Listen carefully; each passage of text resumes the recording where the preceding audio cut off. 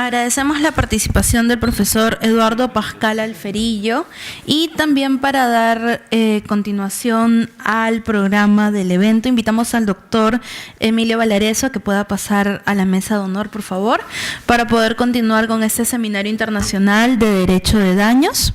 Me permito presentar al profesor Emilio Valareso Reyes, quien es abogado por nuestra Casa de Estudios, magíster en Derecho Civil por nuestra Casa de Estudios y profesor de nuestra facultad, así como miembro del Instituto Peruano de Derecho Civil, quien el día de hoy nos va a acompañar a través del tema daños generados por incumplimiento de contrato de compra-venta, por lo cual les pido que lo reciban con fuertes aplausos.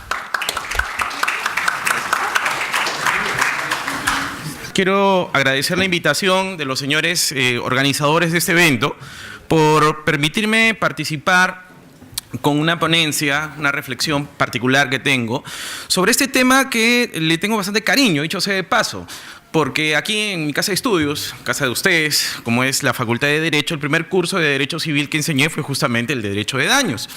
Y en la medida que ha ido pasando el tiempo, se ha podido ver aquí en el Perú un proceso evolutivo bastante importante en torno al desarrollo de esta temática.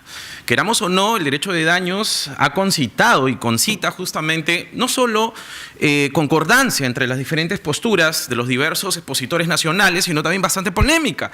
Y esa polémica justamente lo que ha buscado a lo largo de ese tiempo es enriquecer justamente esta temática tan rica, tan pura, que no es nueva, dicho sea de paso, ¿eh? Ya tiene una buena cantidad de tiempo a lo largo de la existencia del derecho como tal, pero que ha ido, como toda obra humana, evolucionando a través del tiempo, ¿está bien?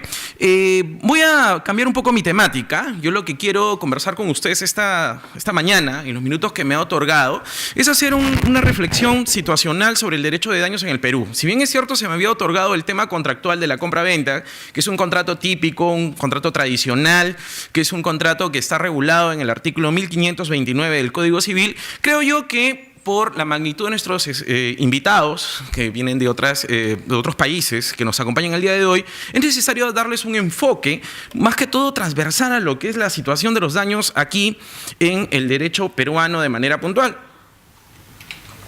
Como ustedes saben, nuestro Código Civil peruano data de 1984. El próximo 14 de noviembre va a cumplir 33 años. Entonces va a cumplir la edad que de Cristo. Y como también el maestro le hizo reunir, ¿sí o no?, con respecto a ese tema. Y queramos o no, en un libro muy básico, que siempre recomiendo leer a todos los que nos iniciamos en esta materia, que se llama Derecho y Persona, el maestro Carlos Fernández Cesarego nos plantea que el tema existencial, el tema de la filosofía del derecho y sobre todo la terminología de daño, tiene que ser derecho de daño. Entonces también tendría que hablar derecho del nexo causal, derecho de la antijuricidad, tendría que trastocar, analizar, despartizar, utilizamos ese término muy elocuente, con respecto a cada una de esas etapas, ir analizando. Giovanna Vicentini, una profesora trascendente en esta materia, ha reflexionado con respecto a este tipo de situación y nos manifiesta que más allá de temas teóricos, doctrinales, muy discutibles, muy apreciados, necesariamente tenemos que ir de mano con respecto a la sustancia, a la naturaleza de esta materia de manera muy puntual. Entonces, ¿qué cosa tenemos que decir respecto a este tema? Que no solo el rol económico, que no solo el ser humano, ¿no?, sino que la conjugación de todas esas actividades que trae consigo el proceso evolutivo, su trascendencia, su importancia, van a ser y concitar lógicamente lo que es el tema del derecho. Entonces, ¿qué cosas podemos ver? Que los márgenes, los campos de ámbito de aplicación de este tema no han quedado cortos, sino al contrario, ha sufrido lo natural que se veía y que se preveía hace mucho tiempo. ¿Qué cosa? Ha ido abarcando otras materias, se ha ido complementando con otras materias y ha traído consigo, lógicamente, que hoy tengamos un ramillete de posibilidades. ¿Qué significa eso? Un conjunto de aristas que traigan consigo, lógicamente, no analizar parcialmente, indiferentemente, esta materia de manera puntual. ¿Saben? ¿Qué pasa si yo abro el Código Civil? Vamos a basarnos en esta norma de manera puntual porque la reflexión justamente sostiene la misma de manera principal. ¿Saben? No digo que sea este el único instrumento donde voy a encontrar normas de responsabilidad civil o de derecho de daños. Ojo, quiero dejar en eso bien claro. ¿Qué cosa hay que tomar a acotación? Pero vamos a partir de la principal, de la histórica, de la fundamental, para ir desarrollando un tema de manera apropiada. ¿Está bien? ¿Y qué cosa voy a decir? Yo si abro el Código Civil, me voy a dar con esta situación de manera plena.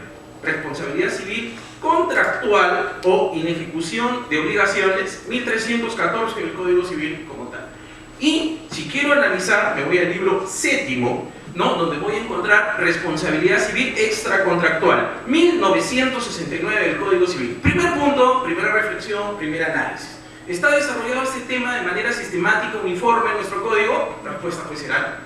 Señores, esos dos puntos que usted ha analizado, ¿son los únicos donde se toca la responsabilidad civil? No. Y esto también va de la mano, y estoy más que seguro que todas las personas que me están escuchando alguna vez han llevado derecho de personas. Y hay un artículo bastante polémico, que se podría decir es un número abierto, con números apertos, que permite justamente un desarrollo, si podemos decir así, dimensional de este tema. Y me estoy refiriendo al artículo 17 del Código Civil, tantas veces cuestionado, que le ha sacado, si podemos decir en este término, bastante caras verdes al maestro Cesarego con respecto a la redacción del mismo. Y nos habla en el artículo 17 lo siguiente: la tutela jurídica contra la violación de los derechos de la persona. La violación de cualquiera de los derechos de la persona a que se refiere este título confiere al agraviado o sus herederos acción para exigir la cesación de los actos lesivos. La responsabilidad es solidaria. ¿Qué puedo decir al respecto? ¿Qué puedo determinar al respecto? Que únicamente el tratamiento de lo que es el tema de la responsabilidad civil solo se agota con respecto al libro de obligaciones, el libro sexto y el libro séptimo. Yo diría que no, sino que al igual que el artículo 17 que acabamos de leer, vamos a encontrar una serie de artículos esparcidos en los demás libros del código que tocan esta temática. Entonces, ¿qué es lo que nos está dando a entender? Que yo no debo delimitar, que yo no debo de circunscribir, que no debo tener una frontera de análisis con respecto a este tema, únicamente en el 1314 en adelante, como también en el artículo 1969 como tal. No, el código, queramos o no, a través de diversos artículos que de manera indirecta tratan este tema, también están vinculados, están unidos de manera muy puntual a esta temática de manera puntual. ¿Está bien? Entonces, ¿qué hay que decir respecto a este tema? La ubicación del Código Civil en una futura reforma debería entonces, como una propuesta, estoy hablando en voz alta, estoy reflexionando en voz alta, traer una sistemática mejor de unificación, ¿no? Al igual que el tema de la capacidad, es un tema de derechos personas que también está vinculado. Otro tema que yo también quisiera conversar con ustedes el día de hoy, son temas relevantes que han sido materia de controversia a lo largo de estos últimos años. Y la primera es con respecto a las funciones de la responsabilidad civil. Una función es un rol. ¿Qué rol cumple esta materia dentro de nuestra sociedad? Todos sabemos los pros y los contras de los actos que desarrollamos, ya sea dolosamente o involuntariamente.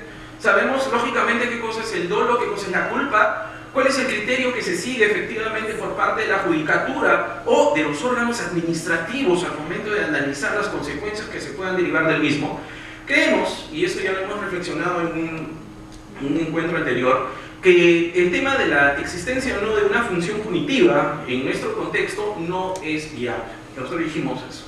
Nosotros planteamos que la función punitiva de la responsabilidad civil no es punitiva, no es dable, debido a que nuestra sociedad no responde lógicamente al castigo como medio de solución al tema de problemas que se concitan no solo jurídicamente, sino socialmente de manera puntual. Y creemos, como está catalogado en ese proceso evolutivo, que de repente, en un primer momento, la función punitiva, por ejemplo, la ley del talión, ojo por ojo, diente por diente, o como le estipulaban los romanos en una primera parte, con respecto a las deudas sobre todo, en la cual el deudor tenía que responder con parte de su cuerpo, y eso hay que tomarlo como base, que fue cambiando con el proceso evolutivo de manera puntual, que no estamos frente a una función más que todo resarcitoria. ¿Está bien? Es decir, el contemplar ese perjuicio que tú has recibido y contrarrestarlo sobre la persona que lo ha ocasionado no es una solución viable en los tiempos de hoy, sino que en la medida que ha ido pasando el tiempo, el instrumento jurídico denominado, ya sea por una parte de la doctrina, derecho de daños o derecho de la responsabilidad civil, no ha buscado encarnar, socavar sobre las consecuencias, sino al contrario,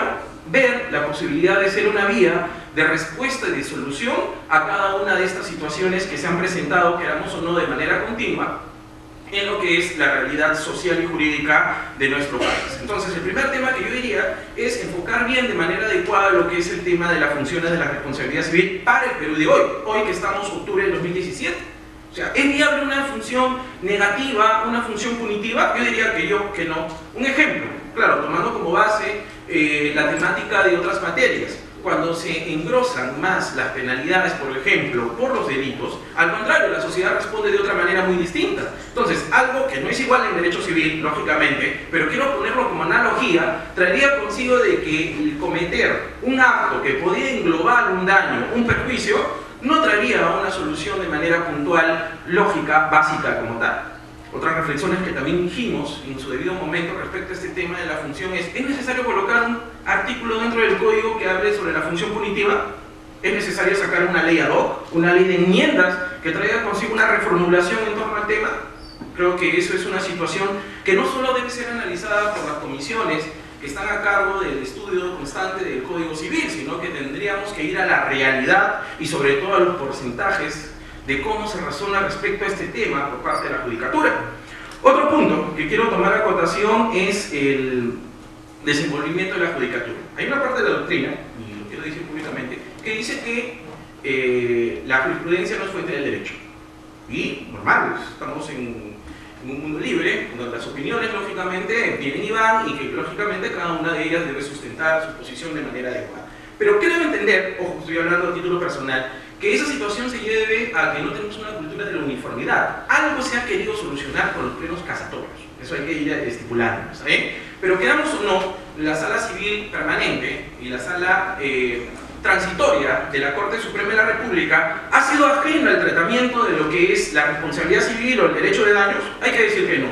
Y hay que comenzar a estipular que a la fecha, a lo largo de los 9 plenos casatorios, la mayoría de reales, queramos o no, esa es la realidad, también ha tocado en dos aspectos lo que es el tema del derecho de la responsabilidad civil y el derecho de daños. Cuestionado, criticado, etcétera, pero queramos o no, tanto el primer pleno casatorio, que habló sobre el tema de la responsabilidad extracontractual con respecto a la transacción del derrame de mercurio en Cajamarca, que fue el primero, que ha sido bastante cuestionado, que ha sido bastante criticado, como el tercero, solo voy a citar dos, lo que es el tema de la responsabilidad civil o el derecho de daños que surgió cuando justamente la separación de hecho con un posterior divorcio trajo consigo que el daño al proyecto de vida de la cónyuge, entre comillas, o de la concubina, perdón, había sido trastocado de manera puntual. Entonces, ¿qué cosa hay que manifestar?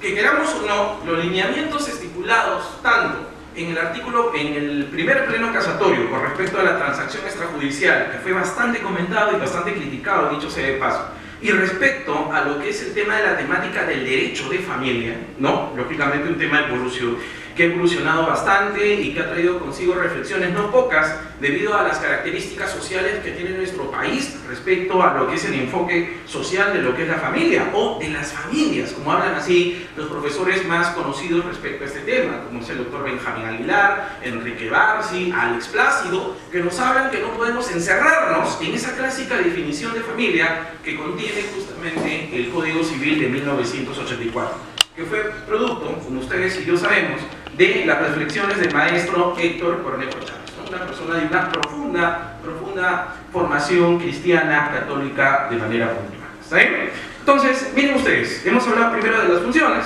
es un tema bastante polémico, debería o no darse, cómo es catalogado la responsabilidad o el derecho de daños en el Perú, cuál es la iniciativa, cuál es el rol, socialmente está concientizado con nosotros, ¿no? Otro punto que hemos tocado es el tema del aporte de la judicatura, que hemos hablado que es un tema bastante polémico porque una parte de la doctrina nos dice que no existe, pero otra parte nos habla de que la realidad concreta, que de los plenos casatorios, hay dos que tocan de manera muy directa esta temática de manera puntual, en torno a la transacción extrajudicial y al derecho de familia, pero hay dos temas que necesariamente también traen consigo un análisis de acuerdo a la realidad peruana. Y una de ellas son las zonas grises de la responsabilidad civil, ¿no? En un buen enfoque tomado como base por parte del doctor Juan Espinosa, miembro del número de la Academia de Córdoba, de la constancia del doctor Alferillo, él plantea que, de acuerdo a la temática y a la dinámica y al estudio de la casuística, pueden ser susceptibles determinados casos que puedan ser solucionados con las normas relativas a la responsabilidad civil contractual como extracontractual. Entonces ahí comienza a surgir un dilema. Comienza a decir, ¿qué puedo yo afrontar con respecto a una temática o un caso de manera concreta que puede ser resuelto tanto con las normas del 1314 en adelante como en 1969? Y ahí comienza la disyuntiva donde se va a ver reflejada, ¿qué cosa? La preparación de la persona que tiene la responsabilidad de administrar justicia, es decir, de nuestros jueces o de nuestros órganos colegiados. Lógicamente, estos temas van de la mano con una profunda reflexión, pero sobre todo con una profunda preparación. Y esto es un tema que el Estado debe tomar como base a través de los organismos especializados creados de manera ad hoc para este tipo de situación. Y eso justamente trae a cotación lo siguiente, que a lo largo de este tiempo, queramos o no, las zonas grises de responsabilidad civil tendrían que tomarse como un reto de aplicación que va más allá de lo que es únicamente encasillado respecto al tema. Podríamos decir que es una especie de juris nubit curia, donde el juez, aplicando el derecho de manera adecuada, puede traspasar una situación en búsqueda de la justicia, la equidad, para solucionar un determinado tema de manera apreciada, de manera puntual. La reparación, el resarcimiento, que la indemnización, son algunos autores, ¿no? Lo utilizan como si fueran sinónimos. Situación que lógicamente no corresponde con la realidad. Situación que pone en peligro lo que es el tema del desarrollo y la conceptualización de las instituciones que estamos utilizando a diario, ya sea desde el salón de clases cuando enseñamos, o como lo interpretan nuestros jueces a través de las resoluciones que emiten de manera puntual.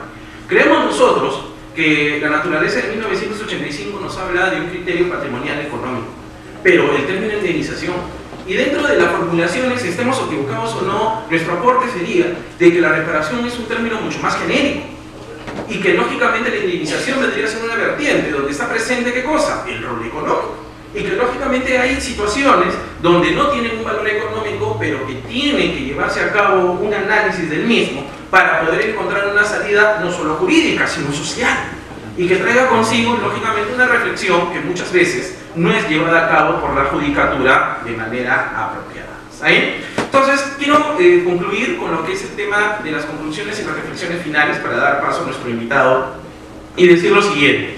En el tema del derecho de daños, como materia que ha ido evolucionando a través del tiempo, podríamos decir que nosotros nos encontramos a la par con el desarrollo de mucha doctrina, sobre todo italiana, que ha influenciado en nuestro razonamiento. Y eso hay que decirlo, es verdad. No hay que negar lo que es del César, es lo que es del César, y hay que reconocerlo de manera adecuada. Pero podemos decir que muchas de esas reflexiones responden al contexto social de la realidad italiana de esa época, ¿no? De repente a la cual se formuló el código, pero queramos o no, ha pasado bastante tiempo a lo largo de este tema. Y decir que hoy los conceptos que fueron vertidos por los padres del Códice Civil de 1942 son lo mismo, hay que tomar con pinzas esa categoría o esa elocución por un punto. Y luego, lo que es el tema de la aparición de los nuevos daños, ¿no? El proceso evolutivo social del hombre, ya sea individual como colectivamente, trae desafíos, y uno de ellos es justamente reflexionar sobre la viabilidad o no de estos temas, ¿no? Queramos o no, la doctrina nacional ha recogido, más que todo en la jurisprudencia y en la doctrina, un desarrollo bastante exhaustivo en torno a ese tema.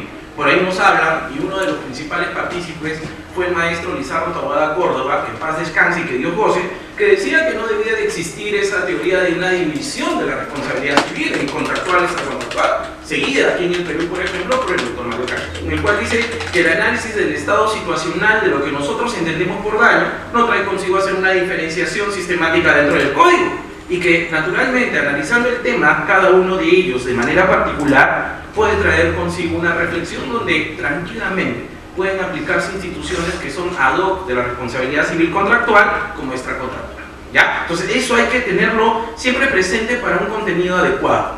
Por último, y yo voy a expresar el doctor Pascual Alferillo, al cual le escuché por allá por el año 2005, un congreso en homenaje al doctor Luis Moisés de España, Félix Trigo Represa, ¿no? Y Fernando López de Zavalía, 2005, me acuerdo mucho de ese congreso que marcó un antes y un después.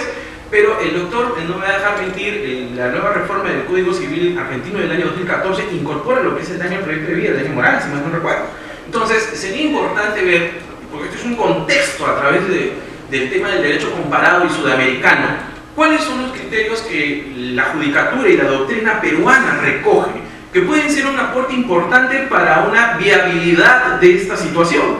¿Qué significa eso? Y para nadie es un secreto que dentro de la Judicatura Nacional la crítica hacia el daño moral, al daño del proyecto de vida ha estado y está latente.